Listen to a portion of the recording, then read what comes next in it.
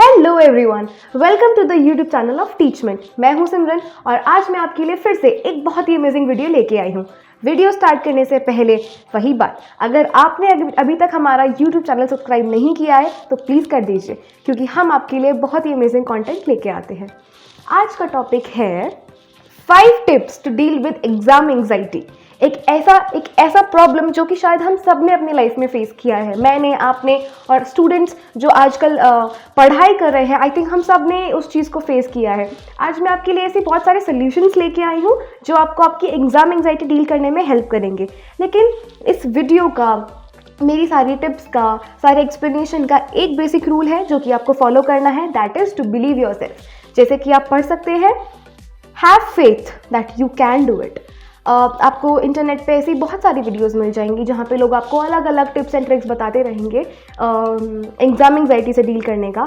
But मेरा point ये है कि जब तक आपके अंदर एक दृढ़ निश्चय, एक डेडिकेशन नहीं है या आप खुद को बिलीव नहीं करते हैं, तब तक आपके लिए थोड़ी मुश्किल होती रहेगी इन चीज़ों को डील करने के लिए। But the moment you decide कि नहीं, मुझे अपने एग्जाम एंग्जाइटी को ख़त्म करना है, मुझे इस प्रॉब्लम को फॉरएवर डील करना है and I don't want it to be in my life any more, तो आप आई थिंक उस चीज़ को ओवरकम कर लेंगे। But just believe in yourself. Let me tell you what is exam anxiety.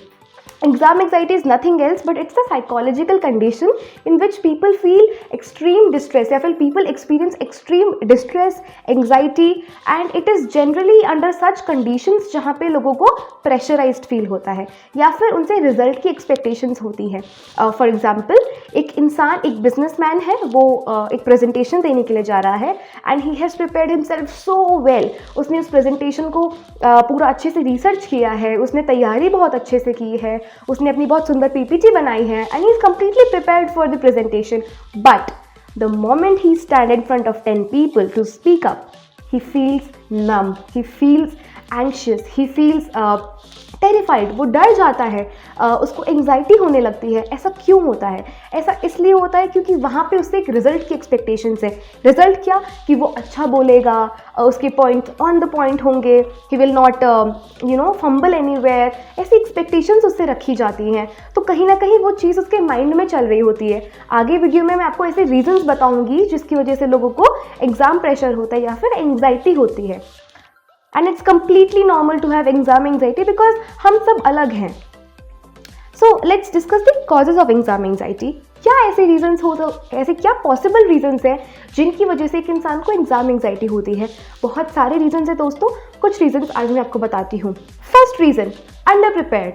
Under prepared होना सबसे इंपॉर्टेंट रीजन होता है होपलेस होने का, एंग्शियस फील करने का। फॉर एग्जाम्पल, आपको साइकिल चलानी आती है और मैं सडनली आपके आगे एक साइकिल ला के दे दूँ, तो क्या आपको एंग्शियस फील होगा?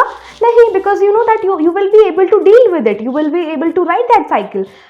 बट सडनली मैं आपके आगे एक एरोप्लेन ला के दे दूँ, मैं आपको बोलूँ कि आपको एक एरोप्लेन चलाना है, will you be anxious? Of course you will be anxious, because आपको उसके बारे में कुछ नहीं पता है, you are not prepared for it.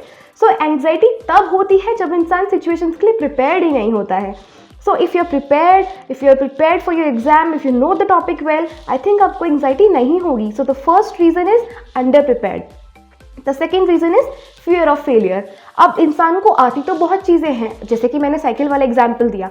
अगर मुझे साइकिल चलानी बहुत अच्छे से आती है, लेकिन मैं बार बार यही सोचती रहूँ कि यार अगर मैं साइकिल से गिर गई तो क्या होगा, अगर मुझे चोट लग गई तो क्या होगा, मेरी इंसल्ट हो जाएगी मेरे फ्रेंड्स के आगे तो क्या होगा, अगर उसका ब्रेक काम नहीं किया तो क्या होगा। This is the fear of failure ना। अगर मुझे साइकिल चलानी अच्छे से आती है, I should be free, I should be tension free, मुझे अपने ऊपर ट्रस्ट करना चाहिए और मुझे नहीं डरना चाहिए उस चीज़ से। बट लोग डरते हैं, लोगों को डर लगता है अपने एग्जाम्स में। उनको लगता है कि जो उन्होंने पढ़ा है अगर वो भूल गए तो क्या होगा, अगर किसी और ने उनसे अच्छा परफॉर्म कर दिया तो क्या होगा। This is called fear of failure.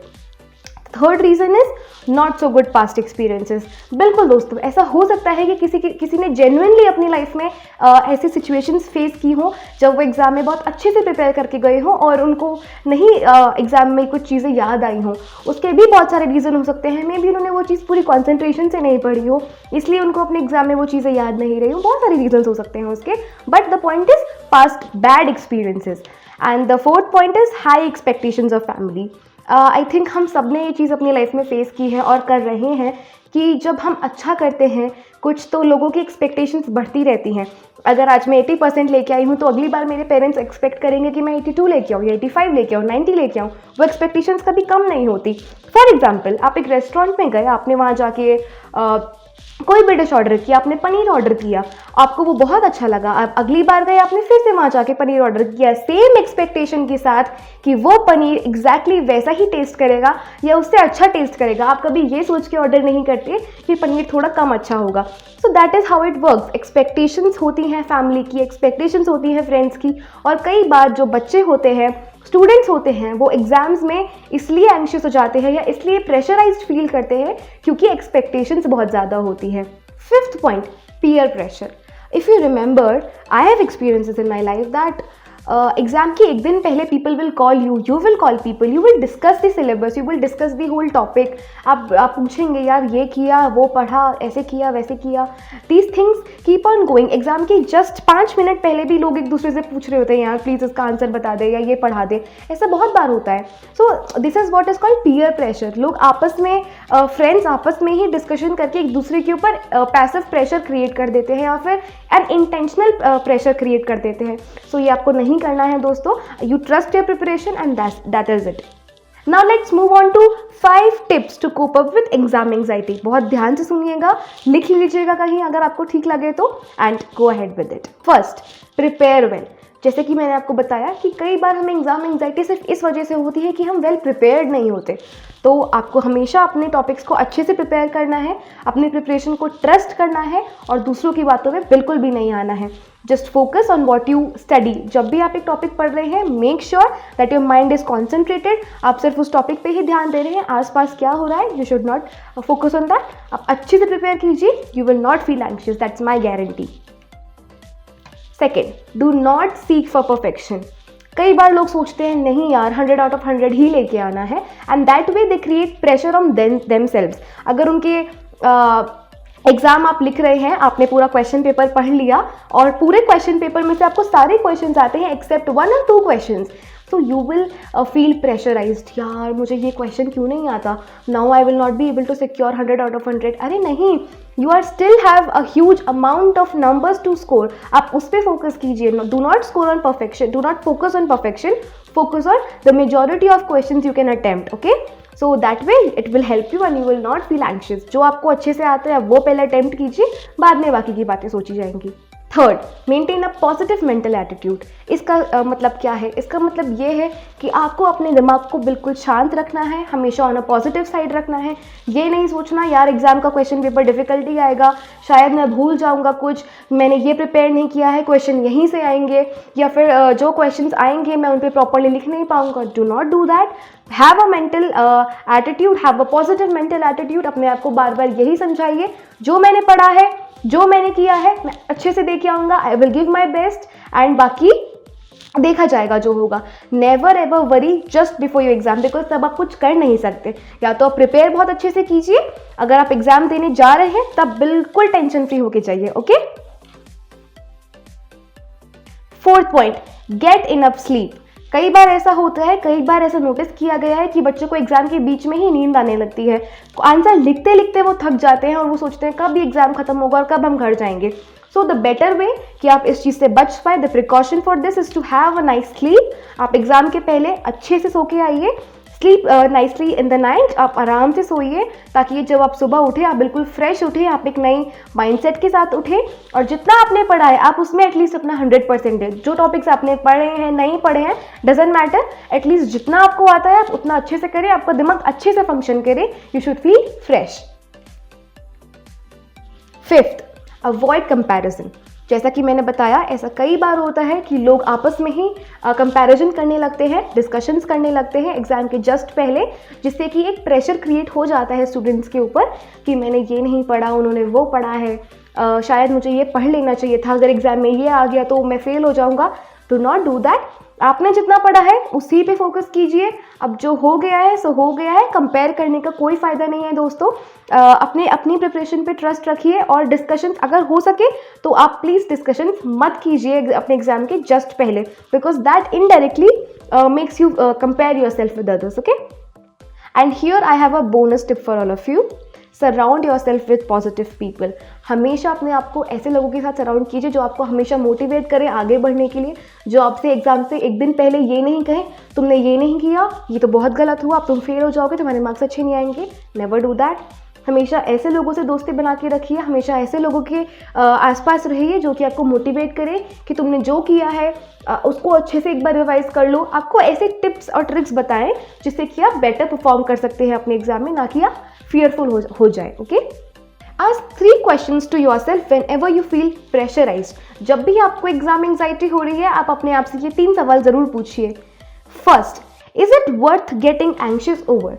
क्या ये चीज़ इतनी इंपॉर्टेंट है, क्या ये चीज़ इतनी बड़ी है, या क्या ये चीज़ इतना महत्व रखती है मेरी ज़िंदगी में कि मैं इसके लिए अपने आप को एंशियस फील कराऊँ, या मैं इसके लिए प्रेशर लूँ, या मैं इसके लिए परेशान होकर बैठ जाऊँ, या इसके लिए मैं उदास हो जाऊँ? क्या ये चीज़ इतनी बड़ी है? क्या ये सच में इतना मायने रखती है दोस्तों? तो आपके एग्जाम्स, जैसे कि कहते हैं, 1 sheet of paper can not decide your future. Of course it can not. इसका मतलब ये नहीं है कि आप पढ़ना छोड़ दें, इसका मतलब ये नहीं है आप एग्जाम के लिए पढ़े ही ना।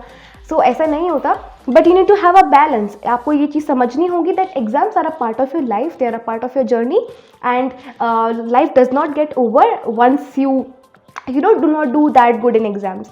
So remember this. The second question is, am I overreacting or overthinking about the situation?